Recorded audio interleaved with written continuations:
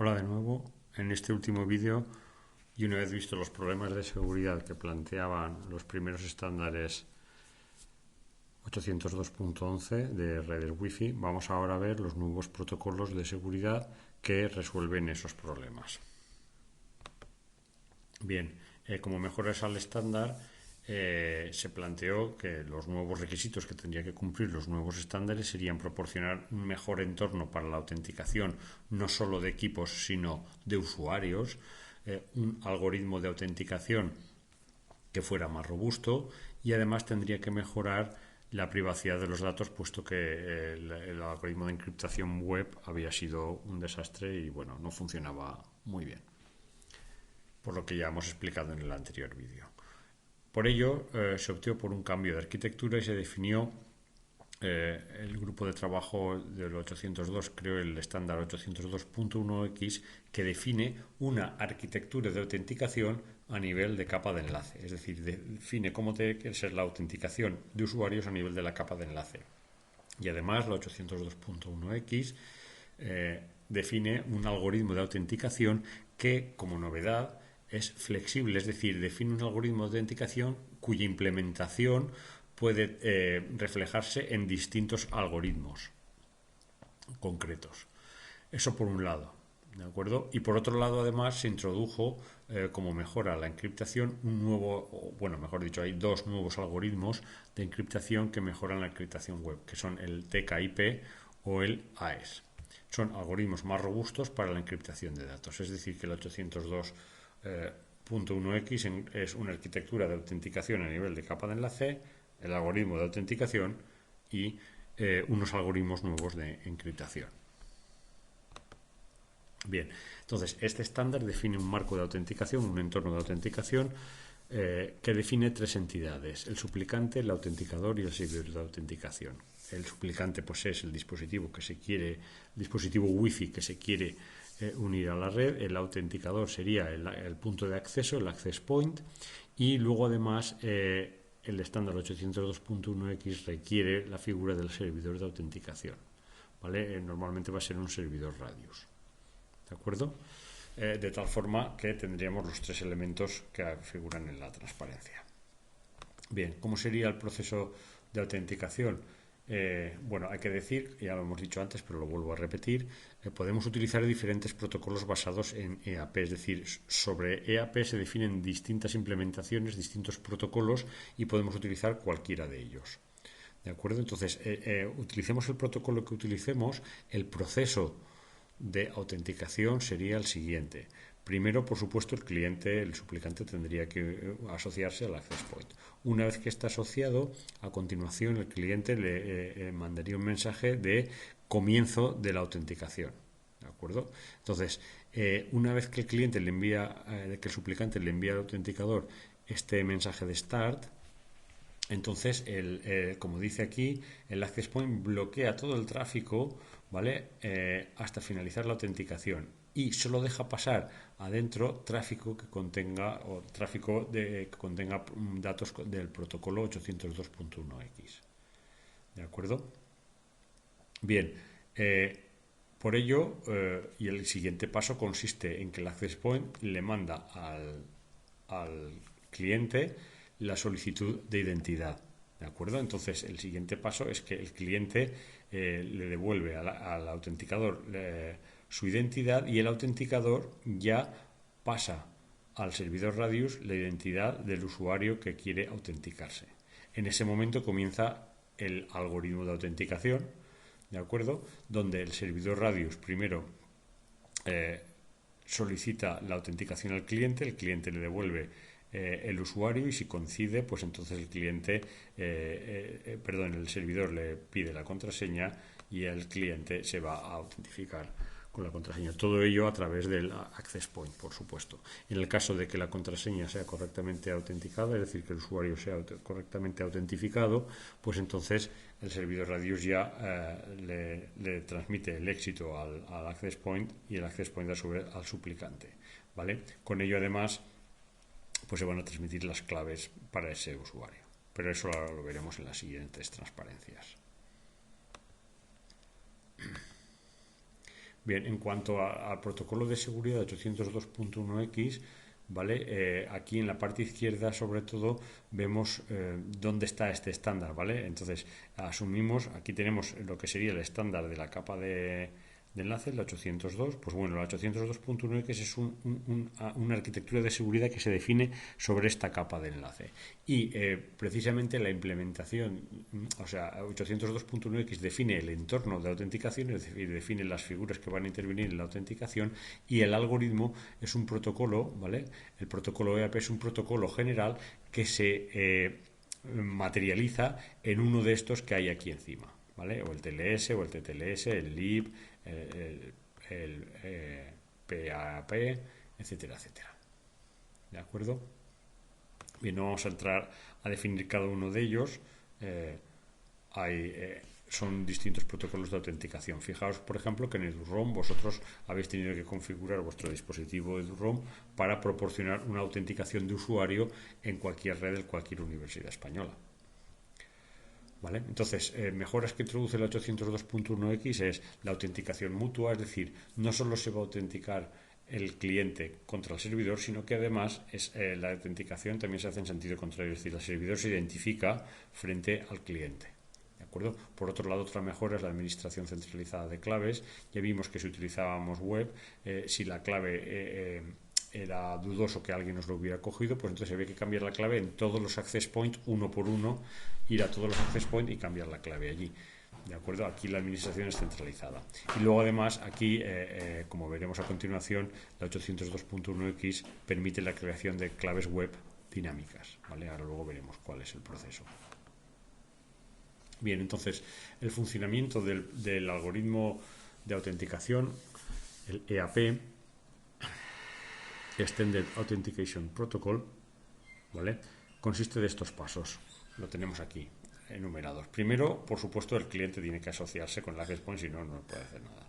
A continuación, una vez que se ha asociado, el access point bloquea todas las peticiones de acceso a la LAN, excepto aquellas que contengan código del 802.3, punto 1x, perdón. ¿De acuerdo? Bien. Por ello, lo que va a ocurrir a partir de ahora es que el usuario se va a autentificar con sus credenciales, ¿de acuerdo?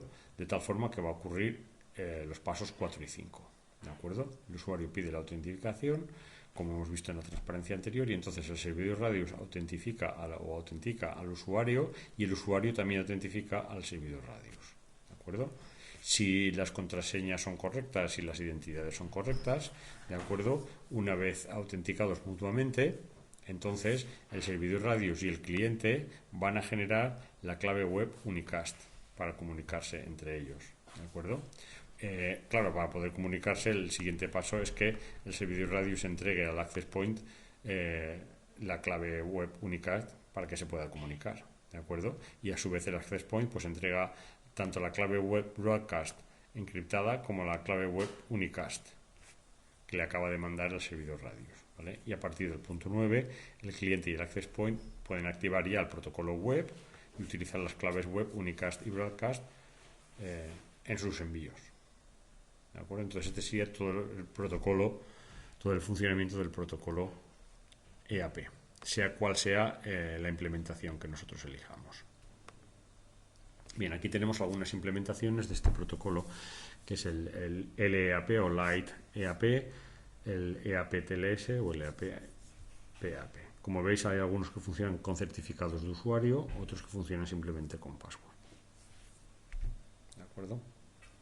Certificados de usuario o certificados públicos. Bien. Como hemos dicho antes, las ventajas frente a la implementación anterior, a los estándares anteriores, es que ya podemos autentificar a usuarios y no solo dispositivos. Se permite autentificación mutua, ¿vale? Y podemos tener una base de datos centralizada con todos los passwords, y luego además vamos a emitir claves individualizadas para cada uno de los usuarios que se van autentificando, ¿vale? Y no hay una única clave web compartida por todos. Bien, por otro lado, además,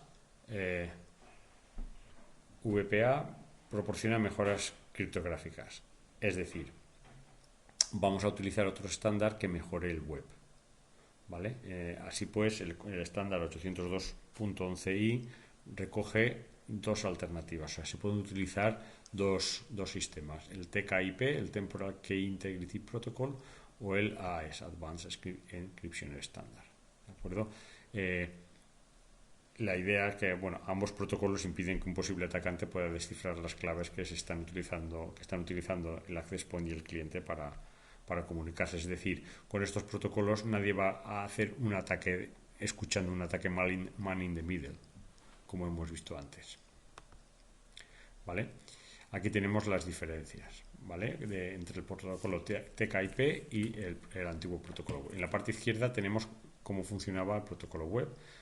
¿De acuerdo? Ya lo vimos en el anterior vídeo que a partir de la clave base y de un vector de inicialización, el IV, aplicando el algoritmo RC4, pues obteníamos una clave de cifrado. En el TKIP esto es distinto, ¿de acuerdo? Lo que queremos conseguir es que cada mensaje tenga su propia clave, ¿de acuerdo? Entonces la idea es la siguiente, es lo que aparece aquí en el recuadro de fondo gris de la derecha. A partir de la clave base que tenemos aquí a la derecha, y con el vector de inicialización aplicamos una función hash y obtenemos una clave que va a ser la clave de cada paquete, ¿vale? Esa es la gran diferencia. Aquí vamos a tener una clave por paquete, ¿vale? Entonces con la clave de ese paquete y el vector de inicialización hacemos lo mismo ya que hacía la web, es decir, aplicamos el algoritmo RC4, obtenemos una clave de cifrado y haciendo el XOR del texto a enviar con la clave de cifrado obtenemos aquí los datos encriptados, ¿de acuerdo? Pero como veis, aquí la diferencia está en que para cada paquete, ¿vale? Es decir, para cada texto a enviar vamos a tener una clave web distinta, con lo cual esto le da muchísima más robustez, ¿vale? Como dice aquí, pues la mejora importante es que se genere una clave web por cada paquete enviado. Y además el protocolo TKIP incluye lo que se llama el MIC o Message Integrity Check. ¿De acuerdo? Soluciona el problema del bit flipping y además nos va a solucionar el problema del engorde del vector de inicialización. ¿De acuerdo? Fijaos, aquí en la parte superior tenemos cuál era cómo funcionaba con el entorno web, ¿vale? Que es donde recordad que web encriptaba los datos y el ICV y no el vector de inicialización.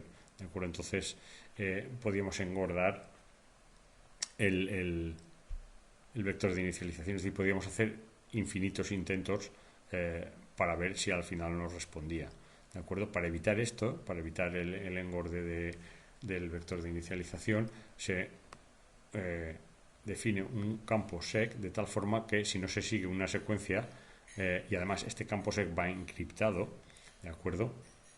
Si no se sigue esta secuencia, entonces se van a descartar los paquetes, ¿de acuerdo? Con lo cual ya no nos van a poder hacer el ataque del engorde del vector de inicialización.